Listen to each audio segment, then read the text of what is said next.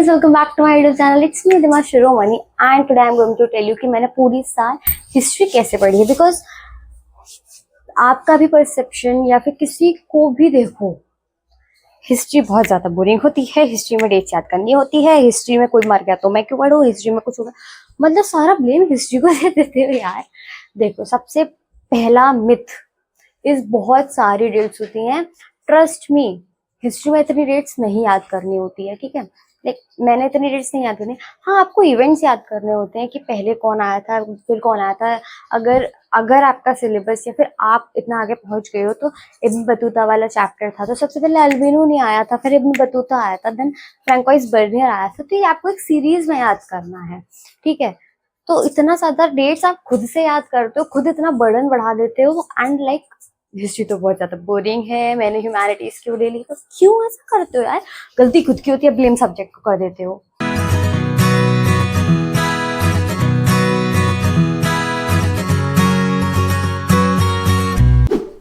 ठीक है, तो मैं अब तुमको ये बताऊंगी कि मैंने कैसे हिस्ट्री में इंटरेस्ट डेवलप किया था। बिकॉज जब मैं ह्यूमैनिटीज ले रही थी तो मेरा भी ये था कि मुझे ना चॉइस मिल रही थी हिस्ट्री लेनी है या नहीं लेनी है, तो मैंने हिस्ट्री ली थी। बट मेरा कुछ ऐसा नहीं था कि बहुत अच्छी होगी हिस्ट्री, अच्छे से पढ़ेंगे। आई वाज लाइक कि हिस्ट्री में, ह्यूमैनिटीज में वैसे भी रट्टा मारना है, रट्टा मारेंगे। बट रट्टा मैंने पूरे साल मारा नहीं है, क्योंकि ह्यूमैनिटीज में रट्टे मारने जैसा कुछ होता नहीं है, ठीक। सबसे पहली चीज बहुत ऑप्शनल है, but I think you should try. आपको मूवीज देखनी है, यस, आपको हिस्टोरिक मूवीज देखनी है, लाइक मोहनजोदारो, पद्मावत। ये दोनों तो मस्ट वॉच है, ठीक है। अगर तुमने इंडस वैली वाला चैप्टर पढ़ लिया ना, तो अब तुम मोहनजोदारो देख लो जाके, तुम्हारा पूरा चैप्टर इतना अच्छे से कनेक्ट हो जाएगा ना, तुमको इतना बढ़िया लगेगा। उसमें ऋतिक रोशन, ऑब्वियसली अच्छी एक्टिंग है, लापिस लजुली, धोलावीरा का, गोल्ड का जितना भी था, हाँ वो एक अलग बात है। एंड ऑफ द सिविलाइजेशन वाला उन्होंने अपना एक एंडिंग बनाई है मूवी की, वो ऐसा कुछ नहीं है, बिकॉज अभी ऐसा कुछ कंफर्म नहीं हुआ है। But if you go and watch, तुम्हारे बहुत ज्यादा चीजें कनेक्ट करते हो ना जब, तो तुमको इंटरेस्टिंग लगने लगती है। तो सबसे पहले तो मोहनजोदारो देखना, आफ्टर दैट तुम देखना पद्मावत, ठीक है। पद्मावत में ऐसा कुछ कनेक्टेड नहीं है, बिकॉज मोस्टली मूवीज हमारे सिलेबस से कनेक्टेड नहीं है। कुछ हो तो मुझे कमेंट्स में भी बता देना, मैंने इतनी नहीं देखी थी। Padmaavat obviously Ranveer Singh, peak acting before Hamza, तो मैंने वो देखी थी। एंड उसके बाद मेरा जो इंटरेस्ट है हिस्ट्री का, वो एक्चुअल में पीक पे चला गया था, ठीक है, कि क्या हुआ था, कैसे हुआ था। कुछ लोग मतलब ये भी बोलते हैं कि वो रियल स्टोरी नहीं है, सो व्हाट भाई, मेरा तो इंटरेस्ट बढ़ गया ना, तो मैं तुमसे भी यही बोलूंगी, अपना इंटरेस्ट बढ़ाने के लिए तुमको वो मूवी देखनी है। उसके बाद you can watch Prithviraj Chauhan, Akshay Kumar वाली, अच्छी है। तानाजी, भाई यू कैन वॉच तानाजी, सच में वो भी बहुत अच्छी मूवी है। इनसे you will connect yourself. And हाँ, ये पूरा ऑप्शनल था, बट मैंने तो यूज किया था क्योंकि मेरा इंटरेस्ट इसी से बढ़ा था, ठीक। अब आपको एनसीईआरटी नहीं पढ़नी है। हाँ देखो, जब भी आप सबसे बात करते हो ना, सब बोलते बेटा एनसीईआरटी पढ़ो, एनसीईआरटी पढ़ो, सबसे पहले एनसीईआरटी पढ़ो, तुम्हारी भगवत गीता, कुरान वगैरह सब, ये मैंने भी बोला था। बट तुमको ऐसा नहीं करना है, सबसे पहले एनसीईआरटी नहीं पढ़ते, बिकॉज एनसीईआरटी में कुछ टर्म्स होते हैं, कुछ ब्रॉड मीनिंग्स होती हैं जो तुम्हें फर्स्ट टाइम पे या बिना कुछ नॉलेज के नहीं समझ में आएगा। You can do one thing, movies देख लेना, ठीक। देख लेना, अभी बहुत टाइम बचा है वैसे भी। आपको अपना लेक्चर लेना है, या तो आपने कोई पेड बैच ले रखा है उससे, यूट्यूब से, या आप ट्यूशन जाते हो उससे, या फिर इवन आप नहीं कुछ प्रेफर करते हो, आप स्कूल से भी लेक्चर ले सकते हो। और प्लीज साथ के साथ नोट्स बनाते चलना। पहली बार में जो नोट्स बन जाते हैं ना, वो बहुत सही बनते हैं, चाहे तुम पूरा उसमें कॉपी उतार दो, बट तुम्हें फर्स्ट टाइम में नोट्स बनाने हैं। उसके बाद शॉर्ट नोट्स तो हम बाद में बनाते रहते हैं, वो तो हम जब लर्न करते हैं तो बन ही जाते हैं। तो if I suggest you, Sameer sir from PW is the best teacher for history. वो तुमको इतना अच्छे से पढ़ाते हैं, हर चीज इतना एक्सप्लेन कर कर पढ़ाते हैं ना, you will just love it. 11th की हिस्ट्री थोड़ी सी मुझे, वर्ल्ड हिस्ट्री है ना, तो वो थोड़ी सी मुझे टफ लगी थी, बट उनसे पढ़ने के बाद मेरा इंटरेस्ट उसमें तब भी हल्का हल्का जग गया था।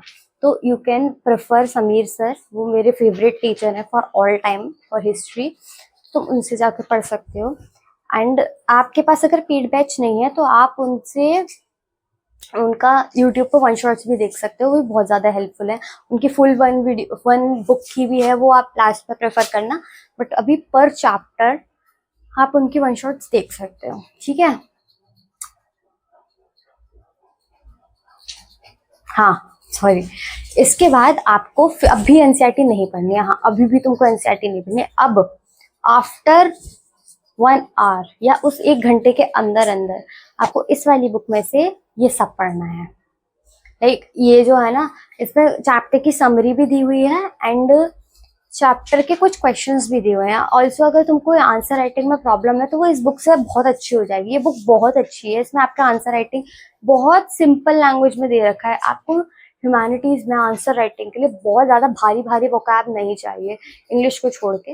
आपको इतनी स्टैंडर्ड लैंग्वेज नहीं चाहिए। अगर आपको कंसेप्ट क्लियर है तो आप नॉर्मल लैंग्वेज में लिख कर आओगे, आपको मार्क्स मिल जाएंगे, बट पॉइंट वाइज लिख कर आना। तो इस बुक से तुम एनसीईआरटी पढ़ लेना, एनसीईआरटी क्वेश्चंस पढ़ लेना। हाँ, तो समरी पढ़ना फिर क्वेश्चंस पढ़ना। ये नहीं बोल रही हूँ मैं सारे क्वेश्चंस पढ़ लेना, बट एनसीईआरटी और वेरी शॉर्ट्स आर इनफ।